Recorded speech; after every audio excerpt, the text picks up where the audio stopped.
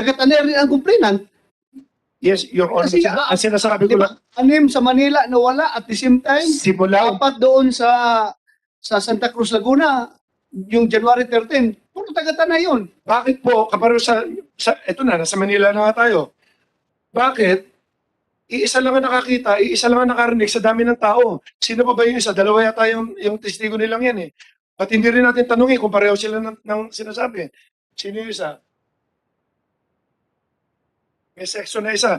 Tanungin din natin kung pareho kasi yun ang alam ko, inimbestigahan ko na to eh. Yun niya, siya, tao siya ni Sinolog na sinabing, nung una, ang sabi niya, wala siyang alam. Sa sabong, sinasabi niya nung una, hanggang sa naipit niyo, sinabi niyo may farm. Tapos sa kasi nagsalita, lumabas ngayon itong mga picture niya, professional pala siya, nagbibitaw lahat. Ngayon, merong isa na nag-file kasi, nag-file sa Manila, sa DOJ. Ba't hindi rin natin tanungin din talaga kung kaninong tao talaga yan?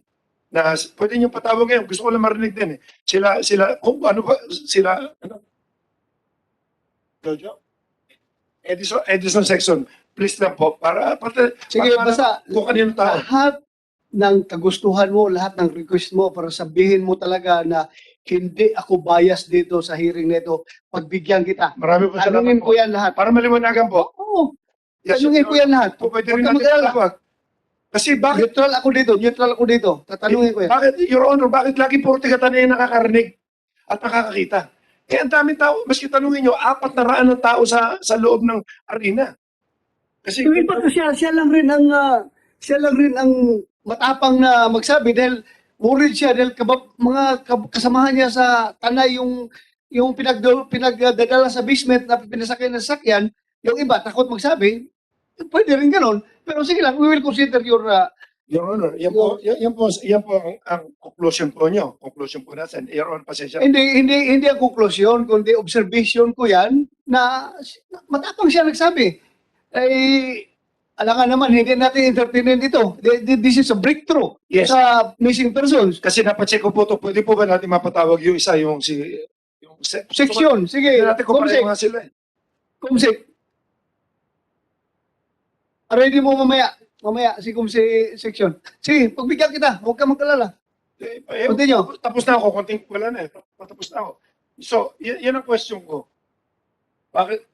Kaparo si Rogart, si Colonel Campo, siya ngayon ang PD dyan. Lahat ng mga ebidensya lahat sa Laguna nang gagaling, tsaka Tanay.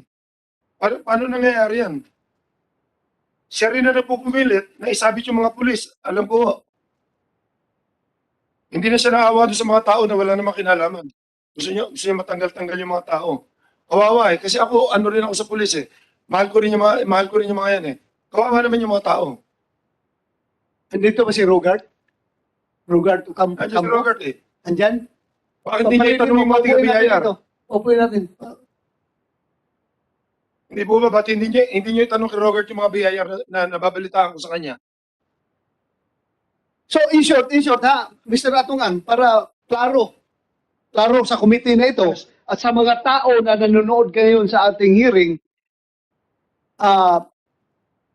what you want to say is that si Colonel Rogart Campo is part of the conspiracy to put you down na ikaw ang ididiin sa mga missing persons na ito? Ganun ba? Hindi ko maintindihan po, dalawang option sa utak ko dyan. Nagalit ba siya na dahil hindi ako kumampi doon sa sinasabi niya na akuin ko yung papagpagawa ng kampo?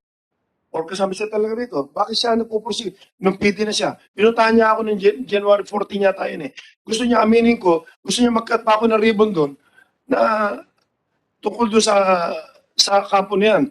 Bilingyan ko na nga na 1 milyon para matigil na lang eh. Chief PNP, you produce Rogart Ocampo, Colonel Rogart Ocampo. Yes, Your Honor, Mr. Chair. PD Laguna, Rogart Campo is here with us because he is also subpoenaed by the committee. I think he can speak for himself. Sir, if you may, sir. Yes, go I ahead. have only one question. Probably the others resource person can answer. how long have they been together, know each other? How many times they have met? Mr. Atong Ang and Rogart. Kasi, Rogart, kung through the committee, how long has he known Rogart Campo? Or how many times have they met? Yes, I will throw that question to our resource person, sa Yes. Mr. Atong Ang. Pare-record ko, 2 beses lang ako kami nakita. Kailan mo siya nakilala? Hindi ko siya kilala. Dinala lang po siya nung sabi ko mag-file tayo ng complaint. Hindi ko kilala si Robert eh. Una-una, hindi ako talaga matandain sa pangalan at hindi ko siya kilala. Nakita ko lang siya doon nung si Joseph, si Robert, yan si Robert. So, ganun ka kabait, Mr. Atong Ang, ha? Bigay ka agad ng 1 million. Hindi, first time na kayo nakita. Ganun ka mabuting. Honor, pwede nyo check, meron kasi kaming foundation. Tumutulong, pareho ka nang sabi ko sa inyo, mahigit 1 billion yata ang naibibidonate namin. Maski checkin nyo sa mga kampo kung saan. Maski sa ano nga yata, si Robert yata, nagbigay din kami sa kanila ng mga tawag dito. Na mga laptop, tama? Nung nasa CIDG ka pa. Pero after yan, nung mag-offer ka, nadudukotin mo yung mga tao. After, pero hindi ko siya nakikita. At sinabihan ko lang si Attorney Carol, lahat na magre-request basta PNP, bigyan mo, tulungan mo. Nag-offer nga po ako ng mga dialysis machine. Okay, Kasi ano, thank you. Senator Tolentino, Chairman. you have the floor. We have heard serious accusations here. May we request, Mr. Atong Ang, we have heard you. You have presented 24 slides. Nakita na namin yan. So siguro, as part of the due process here, we will ask the PD of Laguna, after being sworn, to state your side. And may we request Mr. Atong Ang to refrain from asking questions. The questions should be coming from the committee members. You should know that. yes, I'm sorry, Your Hindi Honor. po yung magtatanong kay Kernel. Hindi ko gagawin. Maliwanag po yun, sir. Yes, Your O, Honor. nakapagsalita na kayo, pinagbigyan na kayo ng committee, narinig na namin kayo, pakikinggan naman namin si Kernel ngayon. Yes, Your Honor, kasi tumingin siya, nabigla lang ako. Saka refrain from pointing fingers para hindi naman po mapahiya yung taong inaakusahan nyo. Yes, Your Honor. Respect the rules of the committee. Yes, Mr. I'm sorry. Thank you, thank you. Okay. Thank you, Senator Tolentino. Kumsik, you administer the oath of PD Laguna, Colonel Rogart Campo. Please raise your right hand, sir. Do you swear to tell the truth, the whole truth, and nothing but the truth in this investigation, sir? Thank you, sir. Please take seat. Rogart Campo, Colonel Campo, narinig mo yung mga akusasyon ni Mr. Atong Ang sa iyo kanina? Yes, sir. Na apparently you are a part of a conspiracy to put him down? At meron pa siya sinabi na ikaw daw ay nag-volunteer na dukutin na lang yung mga suspect na yan? Narinig ko po kanina. So narinig mo lahat ng sinabi niya kanina? Yes, sir. Okay, you have the floor. Either you confirm or deny lang sinasabi ni Mr. Atong Ang. Sir, ganito po yun, sir. Last year, nung ako po yung assigned pa sa NCR CIDG as the regional chief, kakilala ko, kaibigan ko si Joseph Lumbad, and humingi sila nga ng tulong na because Joseph Lombard is working for the Lucky 8 kasamahan po nila Mr. Atong Angser. And ang sabi ko, gawa po kayo ng letter request for police assistance. Yun na nga po yung i-present po kanina at naka-address nga po yun kay General Ferro sa Director CIDG.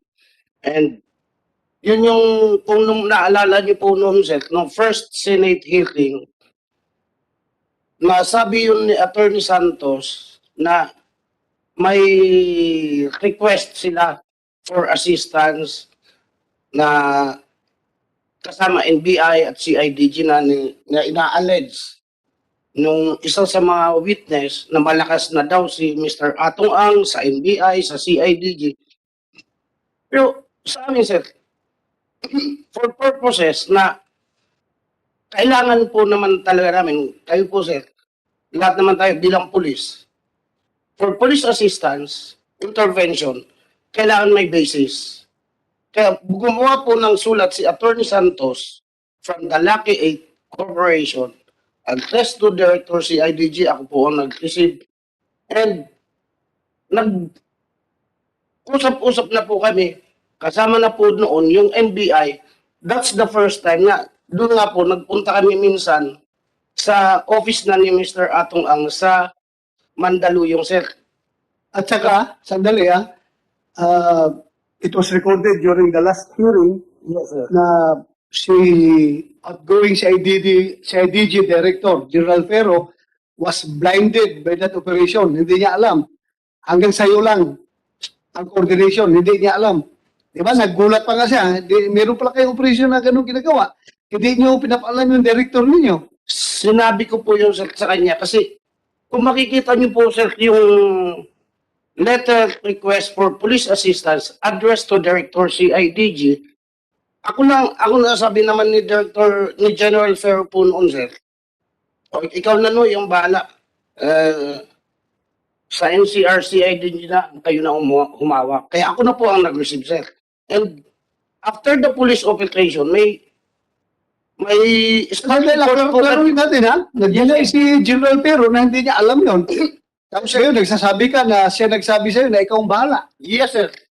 After the police operation that we have conducted, sir, entrapment operation, we have submitted a spot report and development report na may huli po kami, unless na nakasuhan, nakasuhan, ginawan po namin ng spot report at address po yung sa Director CIDG, sir. Kaya hindi po pwedeng sabihin na hindi po nila alam, sir. So yung sinabi ni Atong Ang na nag-volunteer ka daw na pagdudukutin nila yung mga tao na yan.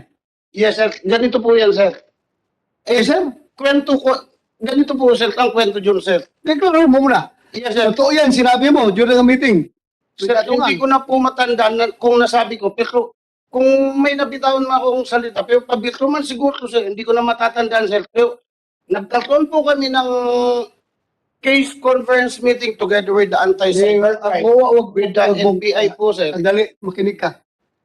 Ikaw ay hindi ka pa retired hindi ka pa malimutin. Words like that, you cannot just easily slip by your mind.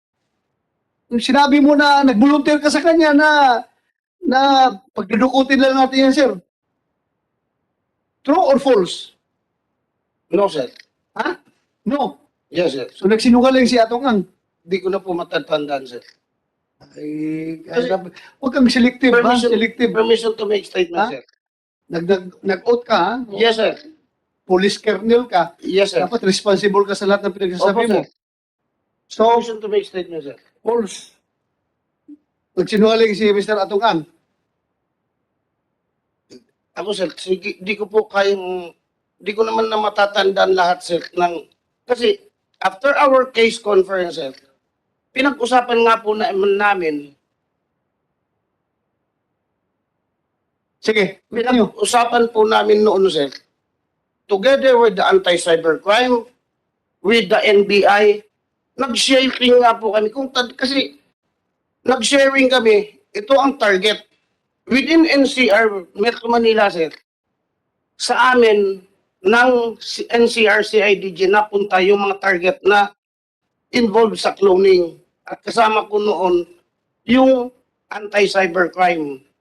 Yung outside Okay na, settle na yun. Nag-conduct yun ng operation, pati NBI, Yes, sir. request na siya sa Outside Metro NBI, Manila po, sir. nag-conduct operation, positive results. Yes, sir.